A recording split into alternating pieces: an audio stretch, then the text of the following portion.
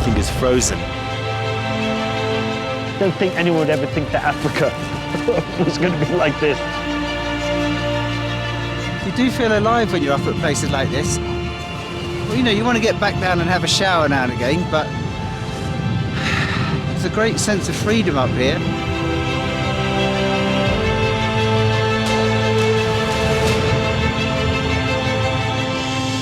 Coming here, looking at this incredible waterfall, and the wind, and then looking at this side, and the drop. It's such a big drop, isn't it? It's just stunning. It's what the whole TV show is all about, really.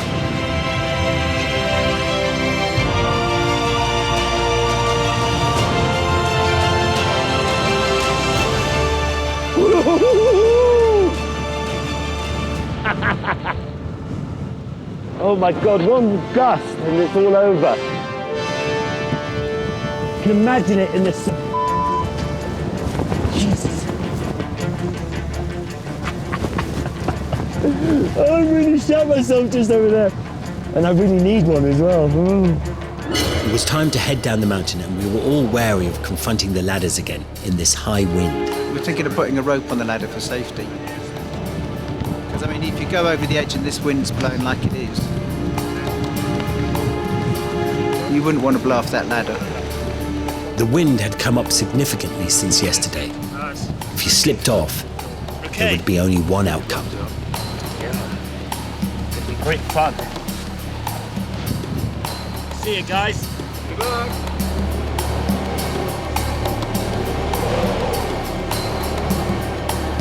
You ready? Right.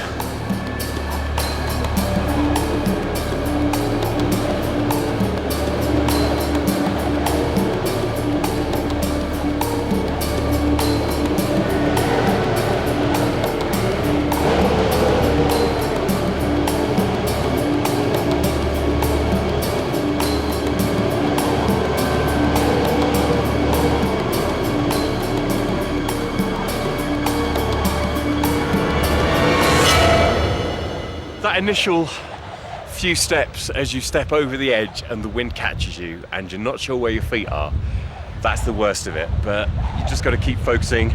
One hand, one foot. One hand, one foot. That's not bad. Well done, Russ. Well not done, bad. team. Well done. It's just that walk along here now. Hopefully. That's it. On to the next thing. Be bloody good fun there. After my epic climb up Tugela Falls, we decided to head on to learn something of South Africa's past. The history of South Africa has unfortunately been shaped by bloody battles from many nations. But it was in one of these battles where the British lost heavily, in a battle on a hill called Spionkop. But what was really interesting was the fact that there were three very famous men taking part in this battle. And one of them was Winston Churchill, who stayed in this house where we are meeting our historical expert. Spionkop goes down as the most futile battle and probably bloodiest battle ever fought on African soil. There were no victors in the battle, and both sides retreated. Winston Churchill at the Battle of Spionkop was a runner. He was carrying messages from General Warren's headquarters to the top of the Spionkop mountain. And there were two other very important people, weren't there, who we'll talk about up there. We can chat about them up there, but it's Gandhi and Louis Botha. Louis Botha was leading the Boers at this battle, and he became the first Prime Minister of the Union of South Africa. So can we go up and have a look? Yeah, absolutely, I'd love to take you up there. It's probably one of the most spectacular views in the country from the top of that mountain. Let's head up there and see the battlefield. Okay, very good. Thank you. Brilliant. The Second Boer War was fought from the 11th of October 1899 until the 31st of May 1902 between the British Empire and the Afrikaans-speaking Dutch settlers. There had been over a century of conflict between the Boers and the British Empire. But the Second Boer War was primarily about which white nation could control and benefit most from the very lucrative gold mines. Wow. How's that for a view? High, isn't it? It's very deceptive. You know, when you're down at the bottom and you look at it, you think, it's not that high. Yeah. When you get this void in front of you, like the one out there, it really gives you the feeling of space. God, it really does. Spionkop lay almost exactly at the center of the Boer line, The British believed if they could capture this position and bring artillery to the hill, they could then command the flanks of the surrounding Boer positions. This area that we're in now is referred to in the history books as the Acre of Massacre. The Battle of Spionkop took place on January the 24th, 1900. It remains the smallest piece of ground on which more men lost their lives in a single battle than any battle fought anywhere in the world. These white stones mark the British position that was dug between 6 o'clock and 8 o'clock in the morning, and little did these fellas realize, but they were digging their own graves. How many people died during this battle? The Imperial Light Infantry, who wrote a history on their regiment, say it was in excess of 700. Excess of 700. The Boers lost 58. 50, that's all.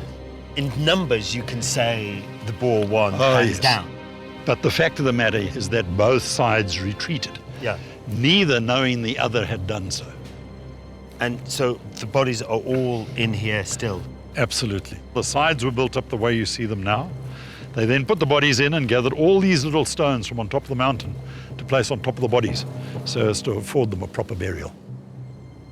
So the British came up here, they dug this trench, but the ground is rock hard. Well, the fact is that 18 inches below the surface rock is a shelf of dolerite. So they were in very shallow trenches here. The British arrive on the top of the mountain at 3 o'clock in the morning. 3 o'clock in the morning, the top of the mountain is covered in a fog, and it's only at 8 o'clock in the morning that the fog starts to lift permanently. And as the fog starts to lift, to the great detriment of the British soldiers, they find that they're looking straight out into the east. The rising morning sun. The glare through the cloud is blinding. The Boers in that position down there had their backs to the sun. But what was even more interesting was the fact that they were shooting with smokeless gunpowder. They'd invented a chemical that would take the smoke away. So you could hear the shots, but you didn't know where they were coming from. Right, of course. Huge advantage. Huge. The British troops soon realized that the summit was totally exposed to Boer artillery, and the most unforgiving battle took place. Boer shells rained down with deadly accuracy. Churchill informs us that up to 7 bombs a minute were now landing on the top of the mountain. He says that the men are being blown to atoms. Jesus. Mahatma Gandhi was here as a stretcher bearer, and it was on this mountain on that day that he is reputed to have got his first feelings for passive resistance. He said that he could see what the human race was capable of doing to one another, but he needed to know in the name of what. In the name of what, exactly? Coming up next time, I continue my journey blasting for gold. Warning, explosive. You don't do that every day, do you? And putting up with more stupidity from the team. This is Rubber Duck calling butt breath. I don't want to be butt Stinky breath. face. Sticky face?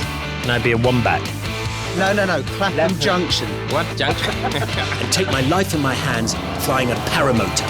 Charlie coming for a landing. Charlie to the left. Look. Charlie! Power on, Charlie! Over the power line!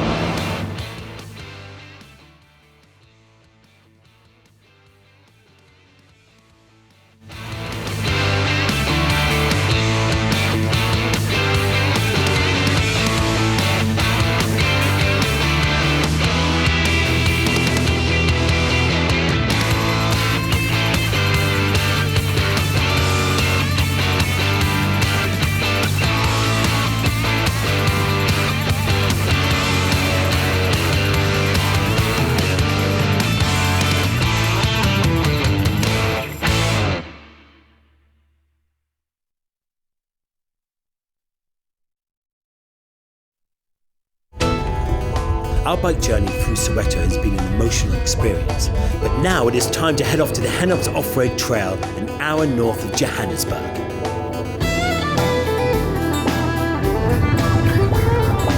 We were meeting Tim from SA Adventure, who was going to let me get behind the wheel of his 4x4. In the off-road environment, it was going to be a chance to let off some steam and put my foot down. Seeing as we're here, and you've got the vehicle, and there's a bit of an off-roady course here, I think it'd be rude not to give it a go. I think so as well, definitely. So I think we should go straight for the hardcore and try and destroy your vehicle. You want to go straight up to the level 5? Level 5. No worries. Yeah, straight in. That we can do, Charlie. Maybe we could do a level 4 and then a level 5. Bit like the Rapids. Yeah, okay. Come on, let's go. Let's go.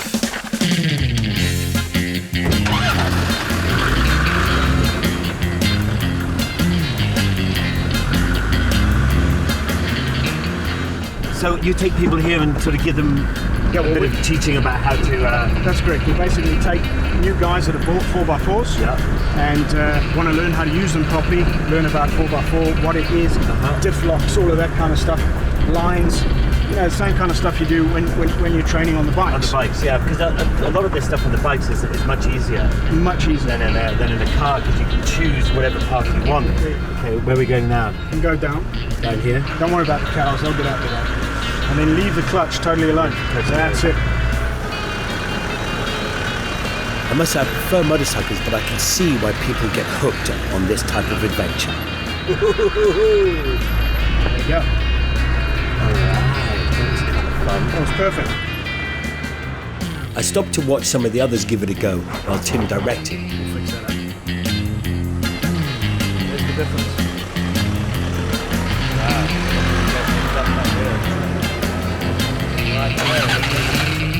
We then continued along the trail, but this time I had Michele as my co-pilot. Okay, so you've done all this before, have you?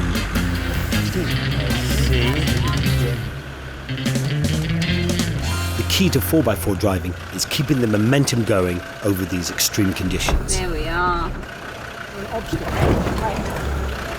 Sorry about that. We'll just keep the power on now. Power on. Better just keep the power on. Right. There we are. How was that? You didn't sound that confident. You sounded really unconfident then. I've done that many times. I don't think I've ever done it that high off the ground. Oh, really? Can you scare the shit out of you? Well, you said don't touch anything, you said. Charlie, never listen to her.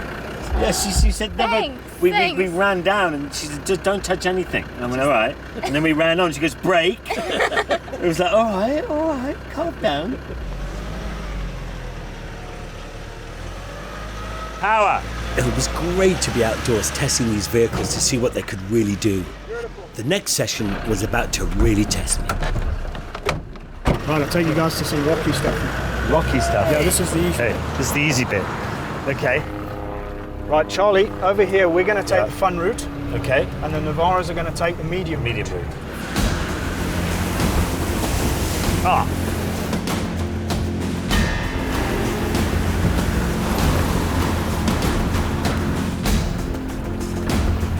Right, so keep it tight now. We'll probably have to do a bit of a reverse. Hey, looking good. Nice one.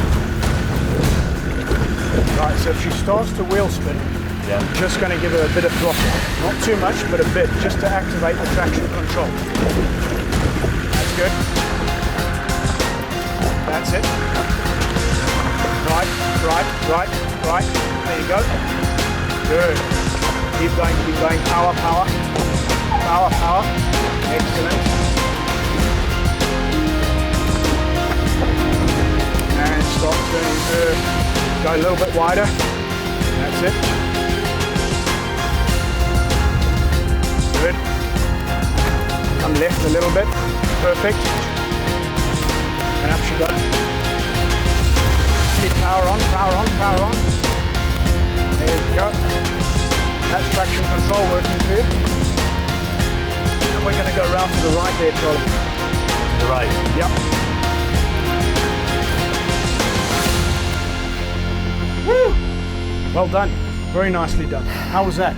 That was fun. Yeah?